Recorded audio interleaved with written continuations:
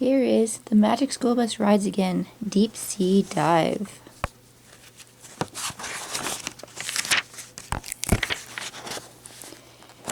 Meet Miss Frizzle. No other teacher is like her. She takes her class on wild science field trips. They go on her magic school bus, but it twirls and whirls and can go anywhere. Where will the bus take them today? Miss Frizzle's class is visiting the ocean. D.A., what are you trying to catch? Carlos asks. I'm not fishing, says D.A. I'm using Jody's smart locket to collect data. It can record temperature, depth, and more. I can't believe Jody let you borrow it. It's her favorite gadget, says Carlos. That's why I tied it to my fishing line. See? Says D.A. She reels in the line, but the locket was gone. Uh-oh, she gasps. Meanwhile, Miss Frizzle and the rest of the class are down on the sand. On today's trip, we'll discover the denizens and zones of the ocean, says Tim. We'll find out what animals live in the ocean and what parts they live in, says Jody. Suddenly, D.A. rushes over. Jody, I'm so sorry. I lost your locket, she cries.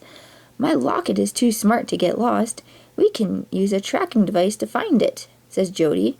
What about our field trip? Asks Arnold.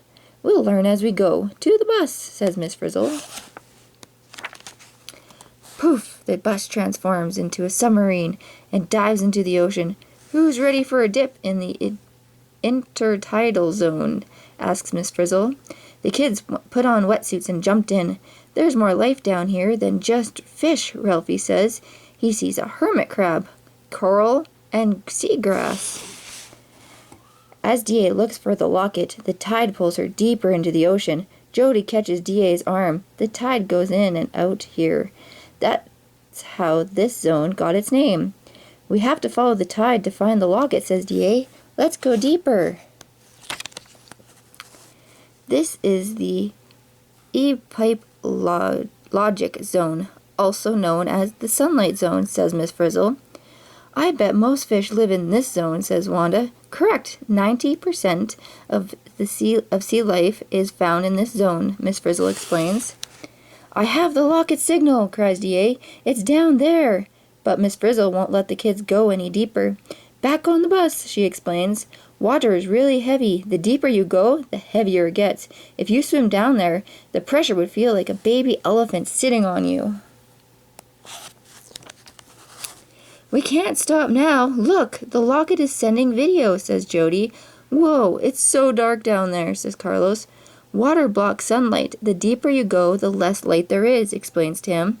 On the bright side, the dark is full of surprises, says Miss Frizzle. I don't do surprises, cries Arnold. Like that, suddenly a sea monster appears in the locket video. We can't get my locket if it's guarded by a monster, cries Jody. That's no monster. It's a goblin shark, says Miss Frizzle. We can't give up, D.A. says. We need more data. She searches on her tablet. Only about 5% of the ocean has been explored. There's no data to help us. I'll never see my locket again, cries Jody. We can do it, says D.A. We need to sneak past that shark. We are now entering the mesopelagic zone, also called the Twilight Zone, Miss Frizzle announces. This is my worst nightmare, Arnold cries. I think it's pretty. Look at all those twinkling lights, said Wanda. Whoa, those lights are fish. They can make their own light, says Carlos. But Miss Frizzle nods. It's called bioluminescence. But isn't that dangerous? Asked Keisha.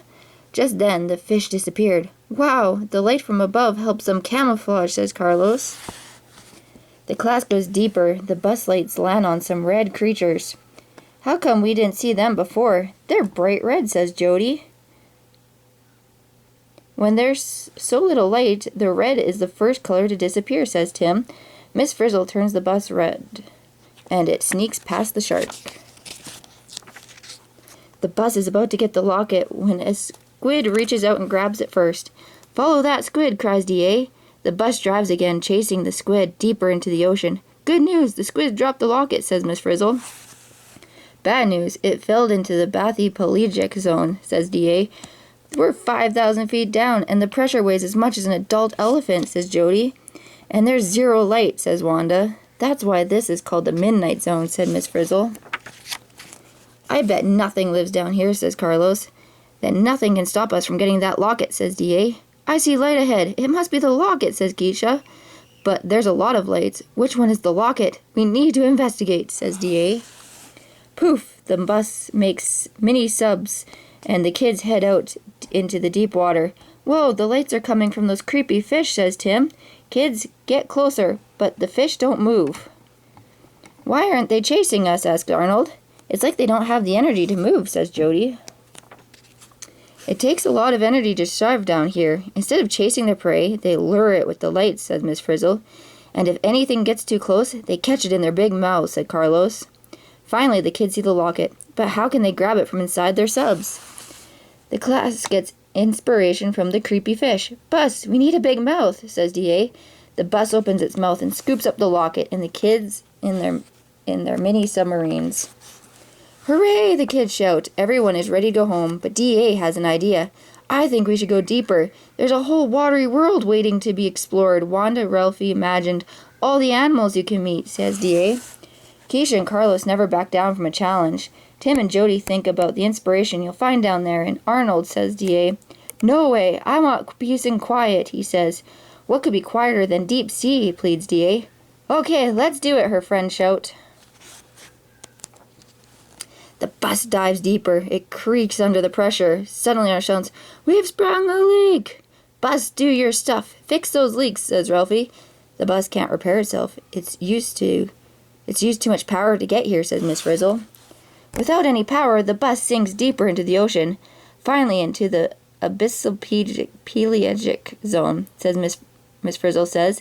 That means we're 13,000 feet down, and the pressure is as heavy as 25 elephants, says D.A.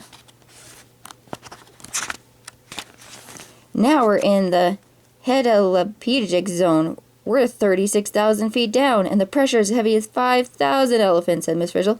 How can we survive? Cries Jody. If life can survive down here, so can we, said Miss Frizzle. But I don't see any life, says Ralphie. Miss Frizzle points out some tube worms. To survive, the tube worms change the chemicals coming from inside the earth into food, she says. If the worms can turn the chemicals into food, so can the bus, says D.A. Poof! The bus transforms into a tube worm and makes mini subs for the kids. The kids use their mini subs to push the bus towards the chemicals. Then the bus turns the chemicals into energy. The bus is all powered up and ready to go, ready to do its stuff, says Miss Frizzle. The bus turns into a jellyfish and begins to zoom up towards the surface. The abyssopelagic zone, the bathypelagic zone, the mesopelagic zone, and finally, the epipelagic zone, otherwise known as the sunlight zone. D.A. declares the bus breaks through the surface. We did it! The class cheers.